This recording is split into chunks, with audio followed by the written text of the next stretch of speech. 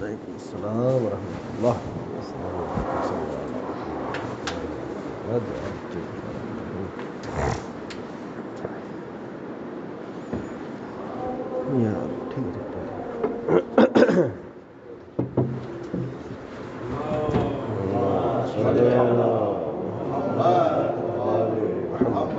اللهم صل على محمد وآل محمد۔ اللهم صل على محمد وآل محمد۔ السلام علیکم ورحمۃ اللہ وبرکاتہ۔ اعوذ باللہ من الشیطان الرجیم، بسم اللہ الرحمن الرحیم۔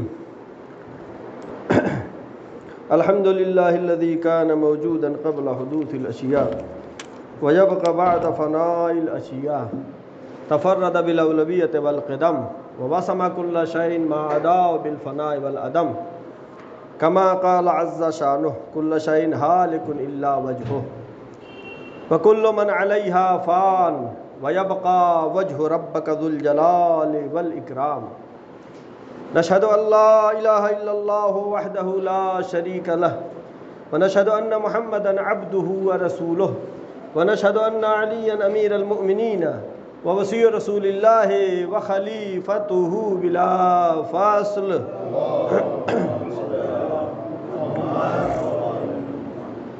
اوصیکم عباد اللہ ونفسی بتقوی اللہ۔ آج کے اس خطبہ نماز جمعہ میں سب سے پہلے آپ تمام حضرات کی خدمت میں عید مبعث، جو کہ پیغمبر اکرم حضرت محمد مصطفیٰ صلی اللہ علیہ وآلہ وسلم پر وحی الہی آیات قرآن مجید کے نازل ہونے کی ابتدا کا دن ہے، کہ جس کا تذکرہ خداوند عالم نے قرآن مجید کے سورہ علق میں کیا ہے۔ بسم اللہ الرحمن الرحیم، اقرأ بسم ربک الذی خلق۔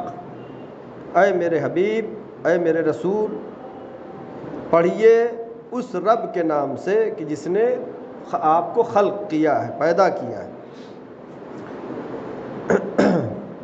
خلق الانسان من علق، یہ وہ خدا کہ جس نے انسان کو علق سے پیدا کیا ہے، یعنی جمے ہوئے خون سے۔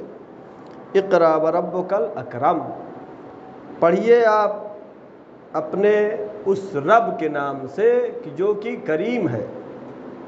الذی علم بالقلم، جس نے تعلیم دیا ہے انسان کو قلم کے ذریعے سے۔ وعلم الانسان ما لم یعلم، انسان کو اللہ نے علم دیا ہے جو وہ نہیں جانتا تھا۔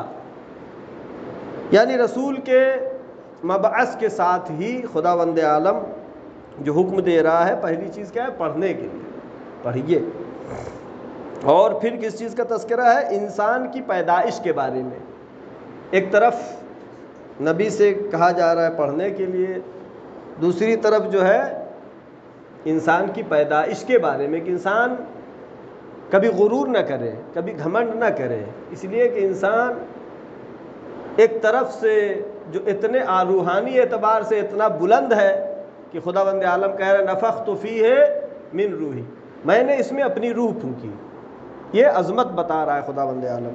لیکن ساتھ ساتھ خلق الانسان من علق، ایک جمے ہوئے خون سے، پہلے نطفہ ہوتا ہے ماں کے پیٹ میں، پھر وہ خون کی شکل اختیار کرتا ہے، اس کی کوئی ویلیو نہیں، اس کی کوئی اہمیت نہیں، لیکن انسان کو اللہ نے اس سے پیدا کیا۔ اقرا الذی علم بالقلم، جس نے تعلیم دیا قلم کے ذریعے سے۔ قلم کہ جس زمانے میں آیت نازل ہوئی ہے، اس زمانے میں قلم کی اتنی اہمیت نہیں تھی جو آج ہمارے زمانے میں ہم سمجھ رہے ہیں کہ جب علم ہے اور قلم ہے تو قلم کی طاقت کیا ہے، قلم کا پاور کیا ہے۔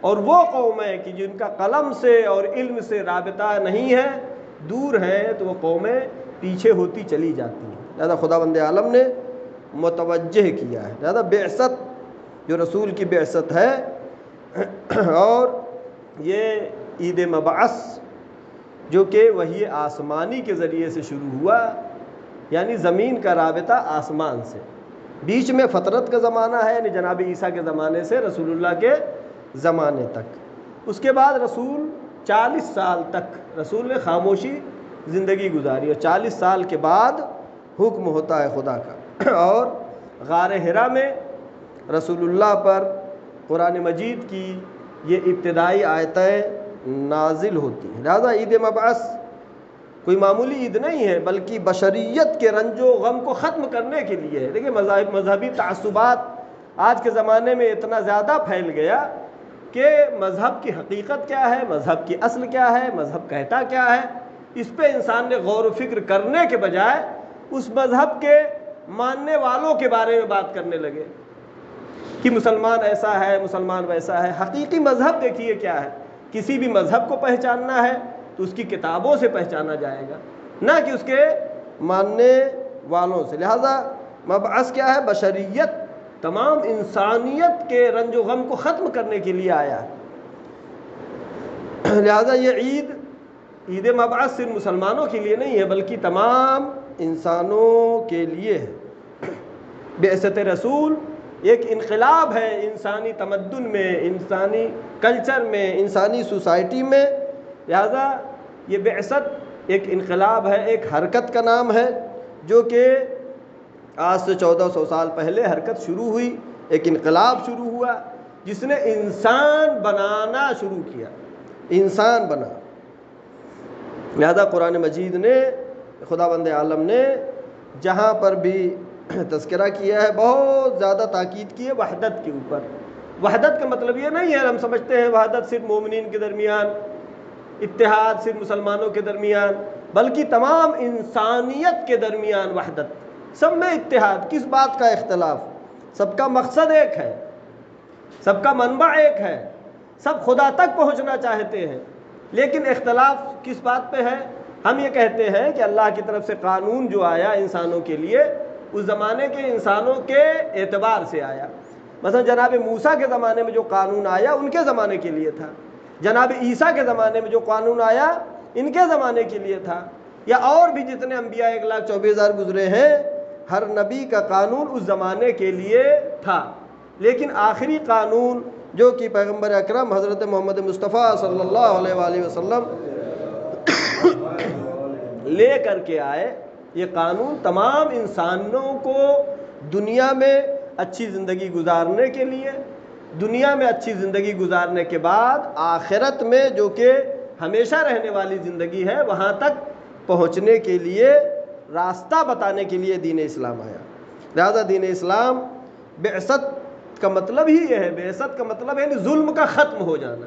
اسلام نے ظلم کی ہمیشہ مخالفت کی ہے، کبھی بھی ظلم ہو۔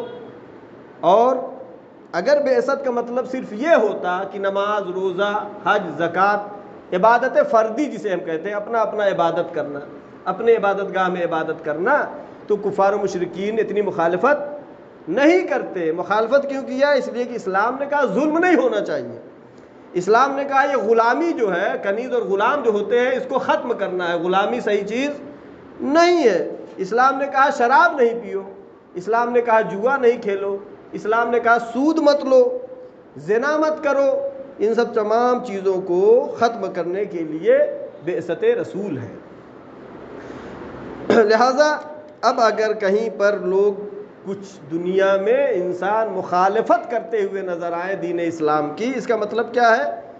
وہی مخالفت کرے گا دین اسلام کی جو ظلم کو پسند کرتا ہو۔ جو ظلم کرتا ہوگا وہ دین اسلام کی مخالفت کرے گا، یا جو غلامی کو پسند کرتا ہے، لوگوں کو اپنا غلام بنا لے، یہ بھی کیا ہے؟ وہ مخالفت کرے۔ آج یورپ اور امریکہ میں عورتوں کی آزادی کے نام پر ان کو کنیز بنایا جا رہا ہے۔ خود پورا کپڑا پہن رہے ہیں مرد، عورتوں کو ایسا بیوقوف بنایا یورپ اور امریکہ نے کہ وہ عورتیں اسی میں خوش بھی ہیں کہ ان کے لیے لباس نہیں ہے، ان کے لیے کپڑا نہیں ہے۔ مرد کے لیے پورا کوٹ پینٹ پہن کے آئے گا، اور لیڈیز جب آئے گی تو چھوٹا کپڑا پہن کے۔ یہ کیا ہے؟ یہ عورتوں کی آزادی سلب کرنا ہے، جس کو الٹا کہہ رہی ہے دنیا کہہ رہی ہے حجاب میں عورت کا رہنا یہ آزادی سلب کرنا ہے۔ اسلام کیا کہتا ہے کہ ان خود کپڑا پورا پہن رہے ہیں اور اس کو نہیں پہننے دے رہے ہیں۔ اس کا مرتبہ، اس کی عظمت اسی میں ہے کہ وہ حجاب میں رہے۔ لیکن اب اسلام کی مخالفت کون کون سے لوگ کریں گے؟ جو غلامی چاہ رہے ہوں، جو شراب کو عام سمجھنا چاہ رہے ہوں کہ عام شراب رہے، پیتے رہیں، وہ اسلام کی مخالفت کریں گے۔ جو سود کا ماحول ہے، سود، پوری دنیا میں سود کا سسٹم چل رہا ہے، اسلام سود سے منع کرتا ہے، کہا سود نہ لینا ہے نہ سود دینا ہے۔ پیغمبر اکرم حضرت محمد مصطفیٰ صلی اللہ علیہ وآلہ وسلم کی حدیث ہے کہ الراشی والمرتشی کلاہما فی النار، رشوت کے لیے بھی منع کیا اسلام نے، پوری رشوت چل رہی ہے، لہذا جتنی برائیاں ہیں اسلام نے منع کیا۔ لہذا آج کے زمانے میں جو دیکھ رہے ہیں کہ ہمارے منافع خطرے میں ہیں، ہمارا شراب کا دھندا بند ہو جائے گا، ہمارا سودی بینک بند ہو جائے گا، ہم جو ظلم کر رہے ہیں دوسری قوموں پر بند ہو جائے گا، تو وہ دین اسلام کی مخالفت کرتے ہیں۔ اور پیغمبر نے دین اسلام کے آنے کے بعد جو حکومت قائم کیا، صرف 10 سال مدینہ کی حکومت ہے، لیکن 10 سال میں انسانوں کو غور و فکر کرنا چاہیے کہ اگر کوئی عام انسان ہوتا تو اتنی بڑی ترقی نہیں ہو سکتی۔ جس سماج میں اتنی برائیاں تھیں، جہاں پر زنا عام تھا، جہاں پہ سود عام تھا، جہاں پہ شراب صلوات بھیجے محمد والے، پیغمبر نے آ کے روکا، اور رسول کی جب عمر 40 سال ہو گئی، درا حالے کہ ضرورت تبلیغ کے باوجود بھی نہ تو اللہ نے اعلان کا حکم دیا اور نہ ہی رسول نے اعلان کیا۔ 40 سال تک رسول نے، آج مبعث کی جو تاریخ ہے، 40 سال کے بعد یہ آیت نازل ہوئی، اقرأ بسم ربک الذی خلق۔ تو اب سوال یہ پیدا ہوتا ہے کہ اگر رسول اللہ صرف نماز روزہ بتانے کے لیے آئے ہوتے تو پھر کوئی ان کی مخالفت نہیں کرتا۔ اتنی جنگیں ہوئیں کفار و مشرکین سے، کس لیے جنگیں ہوئیں؟ کہ وہ کہتے تھے ہمارے منافع خطرے میں ہیں، ہمارا بزنس خراب ہو رہا ہے، چونکہ اسلام کہہ رہا ہے سود نہیں، ہمارا بزنس خراب ہو رہا ہے اس لیے کہ اسلام کہتا ہے کہ کنیز اور غلام نہیں رہیں گے، ہم ان کنیز اور غلاموں کو اپنے پیروں تلے رکھتے ہیں، ہم ان کو ذلیل کرتے ہیں، ان کو مارتے ہیں، اسلام کہتا ہے یہ تمہارے برابر ہیں۔ لہذا دین اسلام کی مخالفت کیا، اور دین اسلام میں سب سے اہم چیز جو ہے وہ کیا ہے؟ وہ عدالت ہے، بعثت عدالت۔ عدالت کا مطلب کیا ہے؟ کہ ہر ایک کو اس کا حق ملنا چاہیے، کسی پر ظلم نہیں ہونا چاہیے۔ اور یہ عدالت وہ ہے کہ تمام چیزوں میں استثناء ہو سکتا ہے۔ مثلا کوئی اچھا کام ہے کہ اس وقت نہ کرو تو بہتر ہے، اس وقت نہ کرو تو بہتر ہے۔ مثلا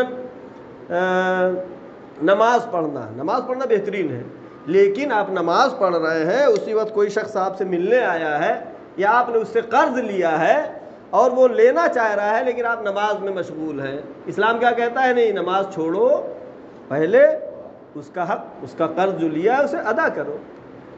لہذا لیکن تمام احکام میں اس طرح کی چھوٹ ہے، لیکن عدالت کہیں فرق نہیں ہے، چاہے وہ کسی بھی مذہب کا ہو، جب بھی سامنے ہے تو اس کے ساتھ عدالت کا حکم ہے۔ لہذا بعثت رسول انسانیت کے لیے درس لے کے آیا، انسانیت کو بہترین زندگی سکھانے کے لیے آیا۔ آج دنیا میں جو بھی ظلم ہو رہے ہیں وہ کیا ہے؟ صحیح اسلامی قانون لاگو نہ ہونے کی وجہ سے ہے۔ اگر اسلام صرف عبادت فردی کی بات کرتا تو کوئی بھی مخالفت نہیں کرتا۔ لہذا اللہ نے بھی اس وقت تک ضرورت تبلیغ کے باوجود بھی اعلان کا حکم نہیں دیا، بلکہ رسول کی بعثت ہوتی ہے اور آیات نازل ہوتی ہیں، اور آپ جانتے ہیں کہ 3 سال تک پیغمبر اکرم حضرت محمد مصطفیٰ صلی اللہ علیہ وآلہ وسلم مخفی تبلیغ کرتے رہے، گھر میں جا کر کے، یعنی ظاہر نہیں کیا، مخفی تبلیغ کیا۔ لیکن 3 سال کے بعد دعوت ذوالعشیرہ ہوئی۔ اب دعوت ذوالعشیرہ میں یہ پتہ چلتا ہے کہ یہ 40 سال تک رسول نے اعلان کیوں نہیں کیا، اللہ نے اعلان کیوں نہیں کرایا۔ جب دعوت ذوالعشیرہ میں رسول نے کہا میں تمہارے لیے بہترین دین لے کر کے آیا ہوں، میں تمہیں بہترین قانون دینے والا ہوں، میں تمہارے لیے ایسا قانون دینے والا ہوں جو تمہیں دنیا میں بھی کامیابی دے گا اور آخرت میں بھی کامیابی اس سے میسر ہوگی، لیکن کسی نے بھی رسول اللہ اور دین اسلام کی مدد کے لیے قدم آگے نہیں بڑھائے، کوئی نہیں کھڑا ہوا، صرف مولا کائنات حضرت علی ابن ابی طالب علیہ السلام کہ جن کی عمر 13 برس، کہا یا رسول اللہ میں آپ کی مدد کروں گا، اور جیسا کہ مولا کائنات نے وعدہ کیا تھا اس وعدے کو پورا کیا۔ کوئی بھی مورخ، کوئی بھی مؤلف، کوئی بھی عالم کہیں سے بھی یہ بات نہیں کہہ سکتا کہ مولا علی نے جو وعدہ کیا تھا اس کو پورا نہیں کیا۔ اب یہ دین اسلام جو بعثت کو شروع ہوا ہے یہ کامل کب ہوتا ہے؟ غدیر خم کے میدان میں، جب مولا کائنات حضرت علی ابن ابی طالب علیہ السلام کی ولایت کا اعلان ہوتا ہے تو خدا کہتا ہے الیوم اکملت، آخری آیت، الیوم اکملت لکم دینکم واتممت علیکم نعمتی، آج کے دن دین کامل ہو گیا، آج کے دن نعمتیں تمام ہو گئی۔ کیوں؟ اس لیے کہ رسول نے جو وعدہ کیا تھا آج اس وعدے کو پورا کیا ہے۔ اگر رسول اس وعدے کو پورا نہ کرے، چونکہ مولا علی نے پورا کیا وعدے کو، اور رسول وعدہ نہ کرے تو اسلام کا کیا اعتبار رہ جائے؟ لہذا اس پہ امت مسلمہ کو بھی غور و فکر کرنا چاہیے۔ آج اتنے سالوں کے بعد تعصبات مذہبی کو دور کر کے حقیقی دین اسلام کی طرف ہمیں آنا ضروری ہے۔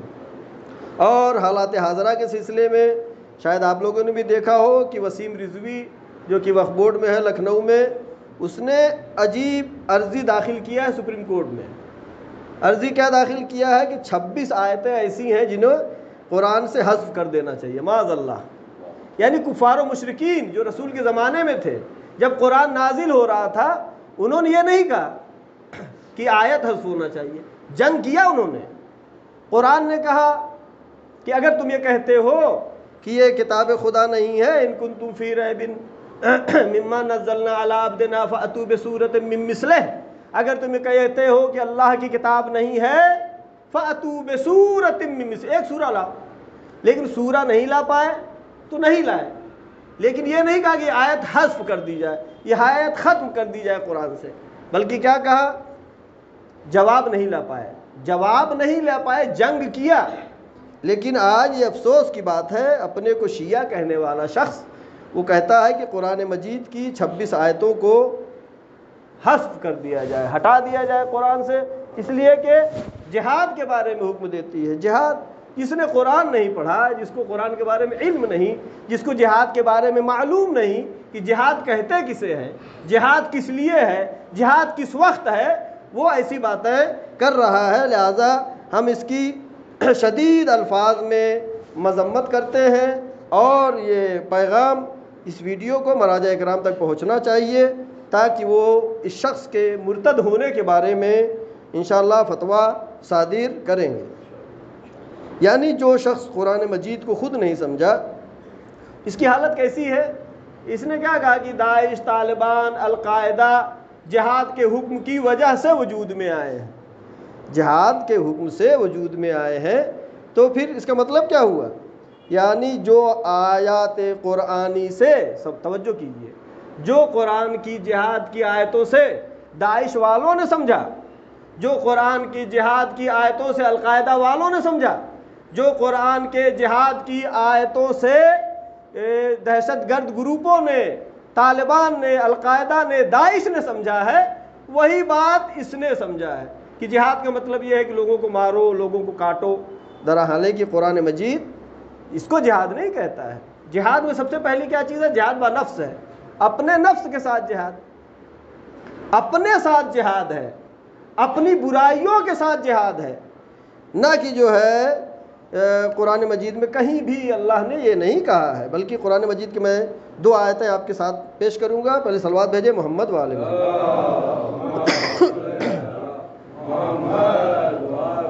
میرا جہاد کے بارے میں سورہ محمد آیت نمبر 4 ہے، جس میں خداوند عالم فرماتا اذا لقیتم الذین کفروا فقربوا الرقاب، اذا لقیتم الذین کفروا فضربوا الرقاب، جب تم کفار سے مقابلے میں آؤ، لقیت یعنی سامنے ہونا، ملاقات کرنا، جب کفار سے ملاقات ہو، ملاقات کا مطلب کیا ہوا؟ یہ جنگ میں جب سامنے لڑنے آ جائے.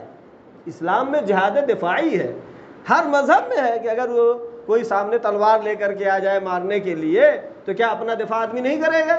کرے گا. قرآن یہ کہہ رہا ہے کہ جب وہ سامنے تلوار لے کر کے آ جائیں، اب لفظ کیا ہے؟ فَضَرَبُوا الرِّقَابَ، اس کی گردن مار دو. تو اس کی گردن مار دو. کس صورت میں قرآن کہہ رہا ہے؟ کہ جب وہ تم سے لڑنے کے لیے آ جائے. نہ یہ کہ جو جیسا کہ بیان کرتے ہیں جہاد کے بارے میں یہ وہ مسلمان جنہوں نے در اہل بیت کو چھوڑ دیا اور شیعہ نے حیدر کرار کا قتل عام عراق میں کیا، مختلف ممالک میں، پاکستان میں کیا، وہ جہاد کا جو مطلب سمجھتے ہیں، جہاد کا وہی مطلب وسیم رضوی نے سمجھا. یہ بہت ہی افسوس کی بات ہے. جہاد کے بارے میں ایک آیت اور ہے جس کو سورہ بقرہ کی آیت نمبر 190. وقت نہیں ہے، آیتیں بہت ہیں. بسم اللہ الرحمن الرحیم. وقاتلوا فی سبیل اللہ، اللہ کے راستے میں جہاد کرو. الذین یقاتلوکم، جنہوں نے تمہارے ساتھ قتال کیا ہے. یعنی جہاد میں حکم کیا ہو رہا ہے؟ غور کیجئے. آیت کیا کہہ رہی ہے؟ وقاتلوا فی سبیل اللہ، اللہ کے راستے میں، نہ تو مال غنیمت کے لیے، نہ اپنے عہدے کے لیے، نہ اپنی بہادری دکھانے کے لیے، نہ اپنا ملک بنانے کے لیے، نہ اپنی شان و شوکت دکھانے کے لیے. اس کے لیے نہیں. جہاد کس لیے ہے؟ فی سبیل اللہ. اللہ کے دین کو مٹانا آ رہا ہے، اللہ کے دین کو ختم کرنا چاہ رہا ہے، تم پر حملہ کر رہا ہے، تو اللہ کیا کہہ رہا ہے؟ وقاتلوا فی سبیل اللہ الذین یقاتلوکم، ان سے جنگ کرو جو تم سے جنگ کرنے آئے ہیں. ان کے گھر پہ، ان کے ملک میں، ان کی جگہ پہ جا کے نہیں. اگر وہ تم سے جنگ کرنے کے لیے، جتنی بھی جنگیں ہیں پیغمبر اکرم حضرت محمد مصطفیٰ صلی اللہ علیہ وآلہ وسلم نے سب دفاعی جنگیں لڑی ہے. جنگ بدر، کفار و مشرکین کا لشکر آیا مدینے پہ حملہ کرنے کے لیے. جنگ احد، حملہ کرنے کے لیے آیا. جنگ خندق، چاروں طرف سے گھیر لیا مسلمانوں کو. لڑنے خود نہیں گئے پیغمبر کے زمانے میں. کوئی بھی جو جتنا بھی جہاد ہے قرآن نے جو بتایا وہ جہاد دفاعی ہے. ہاں اگر وہ تمہارے لیے خطرہ بن جاتے. آگے بہت اہم آیت کا لفظ ہے وَلَا تَعْتَدُوا. جنگ میں بھی اللہ کہہ رہا ہے زیادتی نہیں کرو. جنگ میں اسلام وہ مذہب ہے، وہ شریعت ہے، وہ دین ہے. کوئی مذہب جنگ کے بارے میں، جنگ میں کون سی صلح ہے؟ لیکن اسلام کیا کہہ رہا ہے؟ وَلَا تَعْتَدُوا. جنگ میں بھی زیادتی نہیں کرو. ان اللہ لا يحب المعتدین. اللہ زیادتی کرنے والوں کو دوست نہیں رکھتا. یعنی دشمن آیا حملہ کرنے کے لیے، جنگ ہوئی، اگر وہ بھاگ رہا ہے تو اس کا پیچھا نہیں کرو. وہ بھاگ رہا ہے تو بھاگنے والے کو نہیں مارو. جیسا کہ مولا کائنات حضرت علی ابن ابی طالب علیہ السلام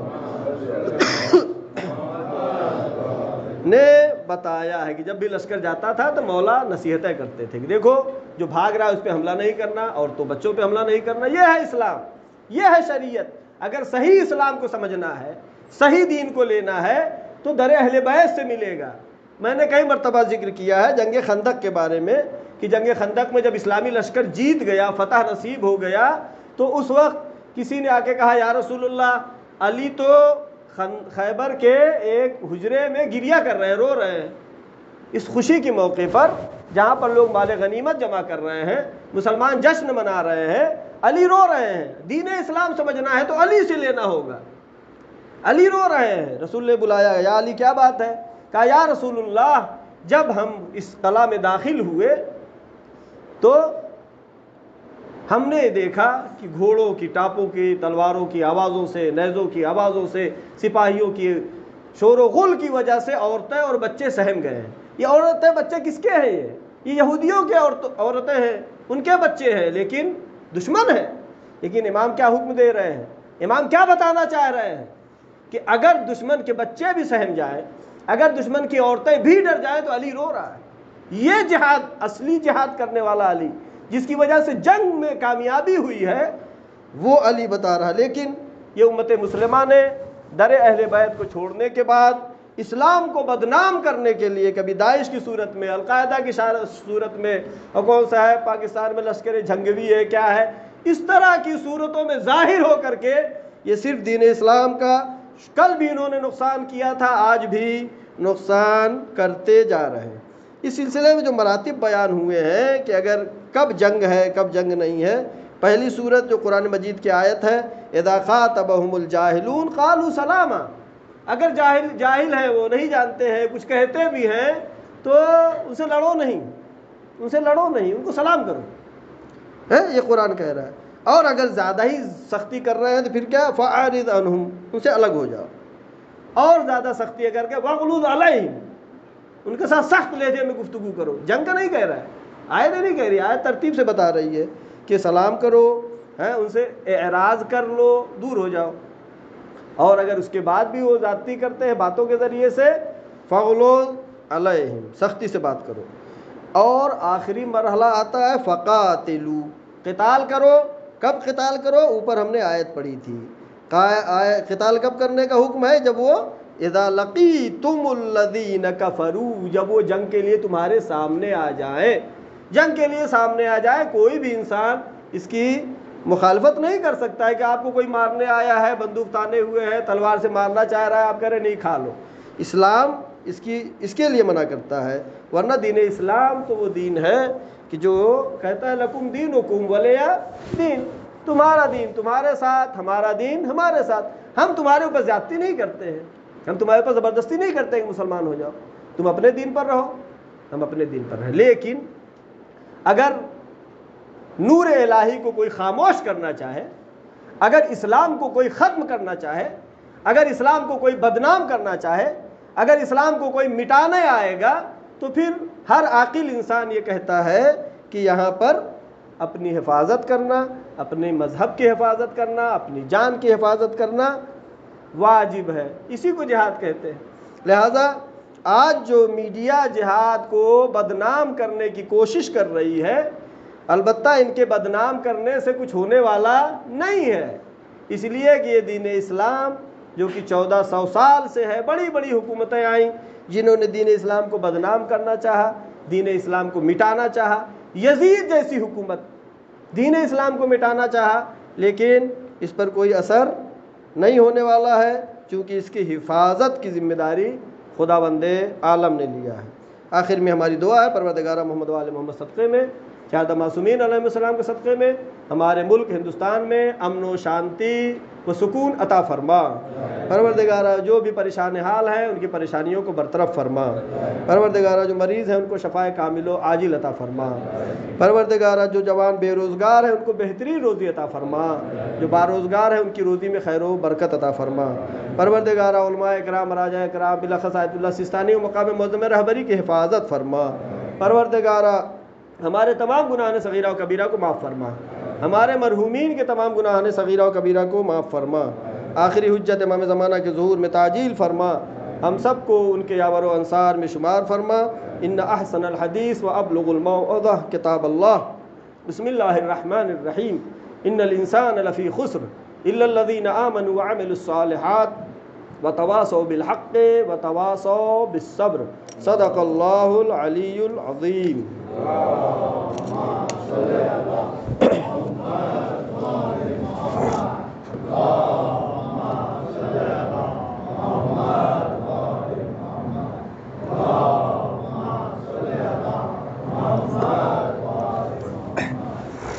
اعوذ باللہ من الشیطان الرجیم، بسم اللہ الرحمن الرحیم۔ الحمد للہ الذی لا الہ الا هو الحلیم الکریم، غافر الذنب وقابل التوب وهو الغفور الرحیم۔ سبحان من سبقت رحمته على غضبه وبسط اليدي بالرحمة، سبحان من لا يزداد الا جودا وكرما۔ نشهد ان لا اله الا الله وحده لا شريك له، ونشهد ان محمدا عبده ورسوله، ونشهد ان عليا امير المؤمنين وامام المتقين ووصي رسول الله وخليفته بلا فاصل۔ اللهم صل وسلم وزد وبارك على سيد المرسلين خاتم النبيين ابو القاسم محمد۔ اللهم صل وسلم وزد وبارك على قائد غر المحجلين امير المؤمنين علي بن ابي طالب۔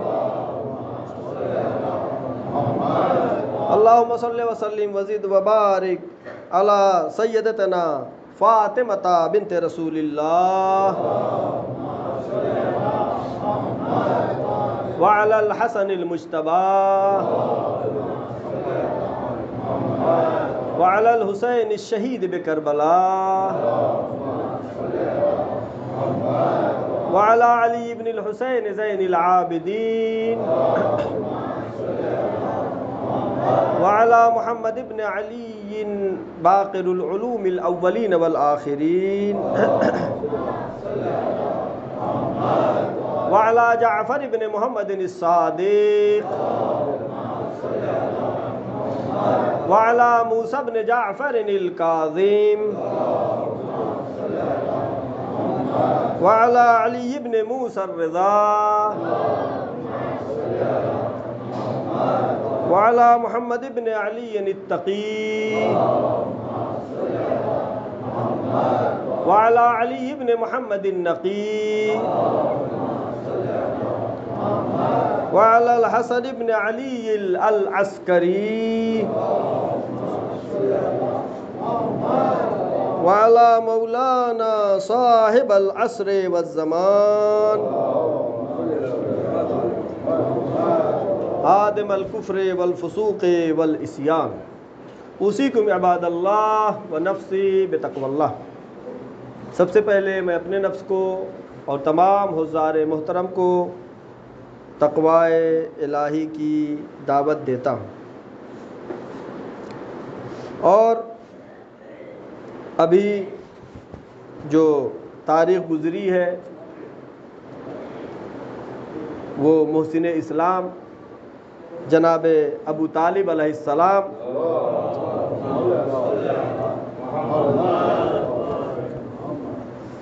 کی وفات کی تاریخ ہے، جو کہ بہت ہی اہم تاریخ اور امت مسلمہ کے لیے بہت ہی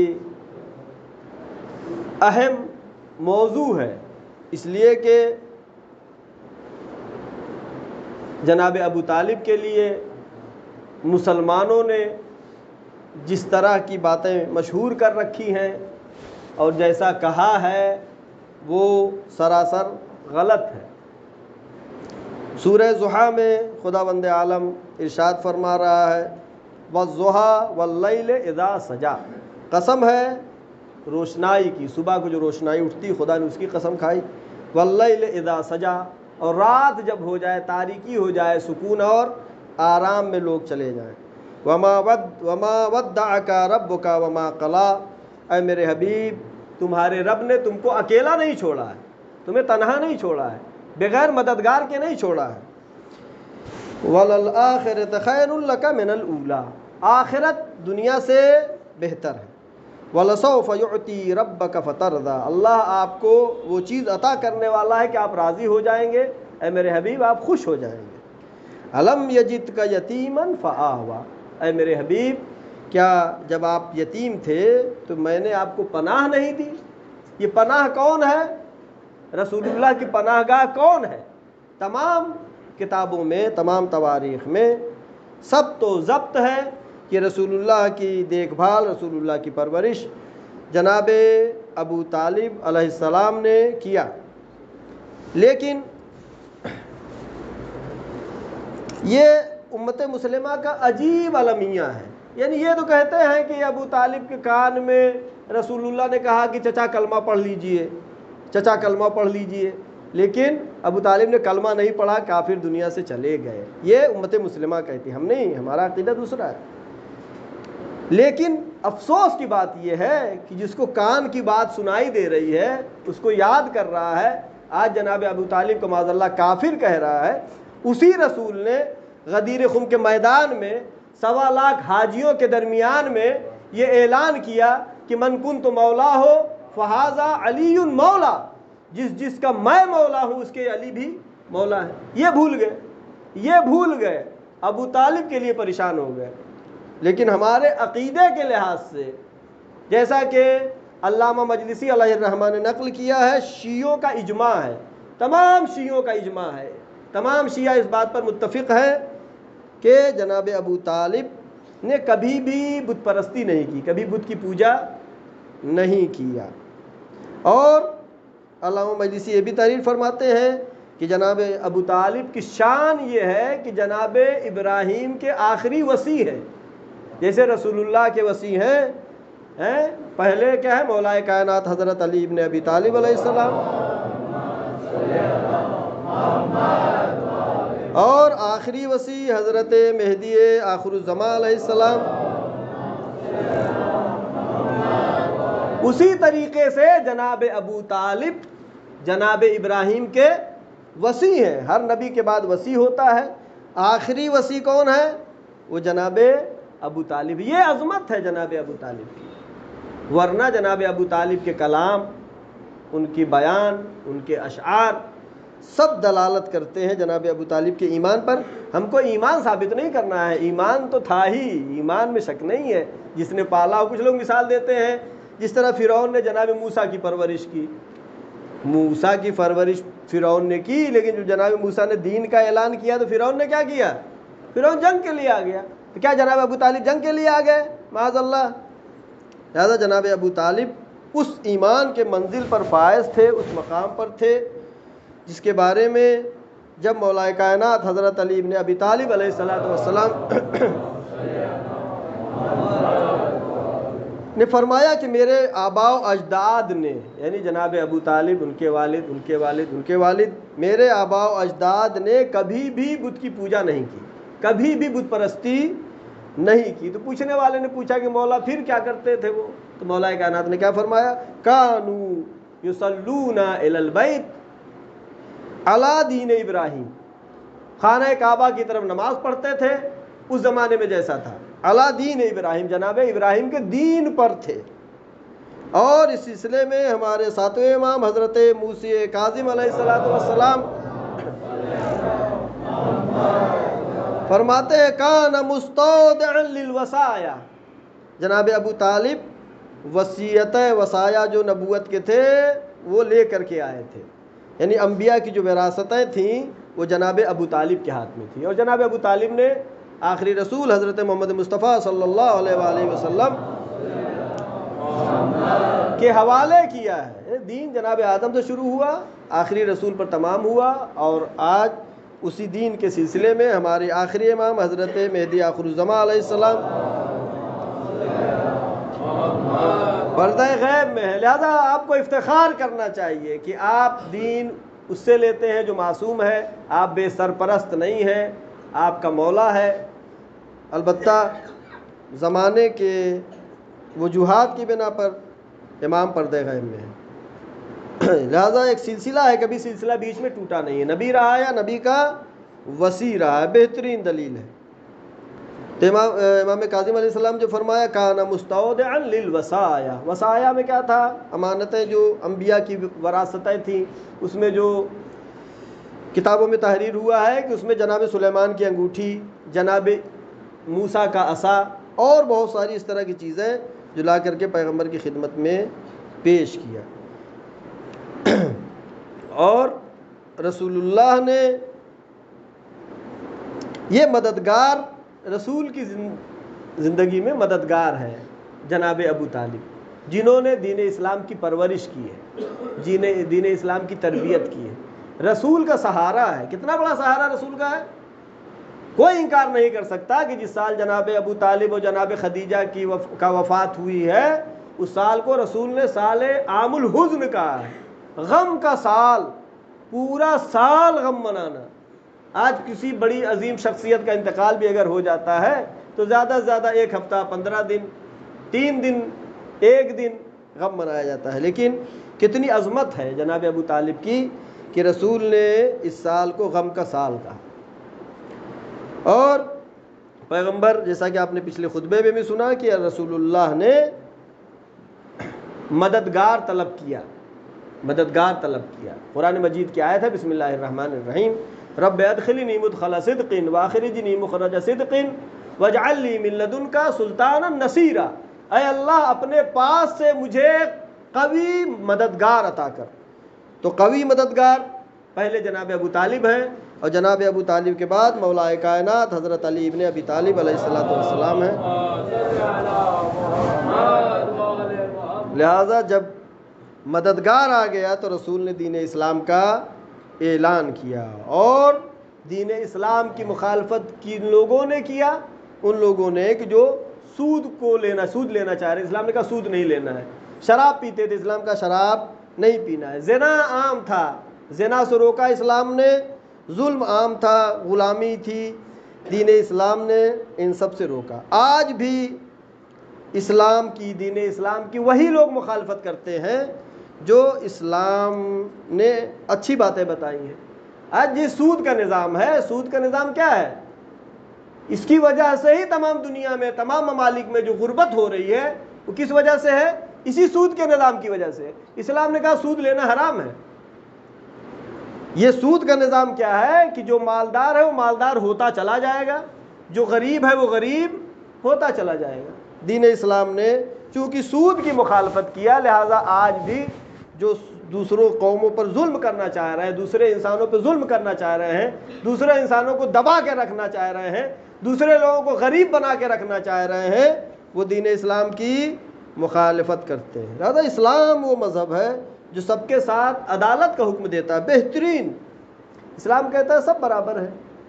ایسا مذہب، ایسا دین کہیں بھی دیکھنے کو نہیں ملے گا. اور دوبارہ ہم وسیم رضوی نے جو غلط عرضی داخل کی ہے سپریم کورٹ میں، ہم اس کی شدت کے ساتھ مذمت کرتے ہیں، اس لیے کہ ایک ساتویں امام حضرت موسی کاظم علیہ السلام کی حدیث ہے کہ عاقل وہ نہیں ہے کہ جو چیز اس کو سمجھ میں نہ آئے کہ اس کو ماننے سے انکار کر دے. عاقل وہ نہیں ہے، اس کو سمجھ میں نہیں آ رہا ہے. جیسا کہ وہ مناظرہ میں نے امام کا پیش کیا تھا کہ امام نے اس سے سوال کیا کہ کیا تو زمین کے اندر گیا؟ کہا نہیں گیا ہوں. آسمان پہ گیا ہے؟ کہا نہیں گیا ہوں. کہا جب تم گئے نہیں ہو، تمہارا جہل اتنا زیادہ ہے، تم جانتے نہیں ہو تو انکار کیسے کرتے ہو؟ جب خدا کی عظمتوں کو دیکھا نہیں تم نے، تم انکار کیسے کرتے ہو؟ اسی حدیث میں امام نے کیا فرمایا کہ عاقل وہ نہیں ہے کہ جو چیز اس کے سمجھ میں نہ آئے انکار کر دے.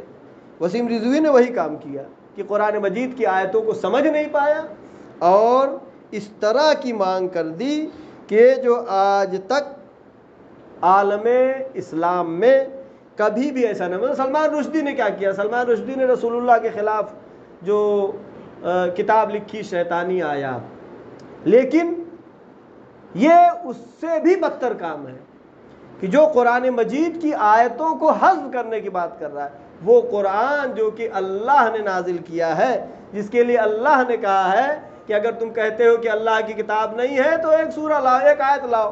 وسیم رضوی کو چاہیے ایک آیت بنا کے لائے، نہ کہ کہے کہ اس کو حذف کرنے کی بات کی جائے. لہذا جو کل کفار و مشرکین جواب نہیں دے سکے، جو کافروں نے برا کام نہیں کیا، جو کافروں نے مانگ نہیں کیا، جو کبھی مشرکوں نے جنگیں اتنی کی لیکن کبھی بھی انہوں نے اس طرح کی باتیں نہیں کی، لیکن مذہب تشیع کے نام پر یہ بہت بڑا دھبا ہے. لہذا ہماری کوشش ہے ہم اس کی مذمت کریں گے، اور صرف مذمت ہی تک نہیں بلکہ جب تک وہ معافی نامہ نہ لکھے یا مہاراجہ اکرام کی طرف سے انشاءاللہ اس کے ارتداد کا حکم آئے گا. اور یہ بھی معلوم ہے جس طرح سلمان رشدی کے ارتداد کا جب حکم آیا تو یورپ اور امریکہ کے ممالک نے اس کی حفاظت کی ذمہ داری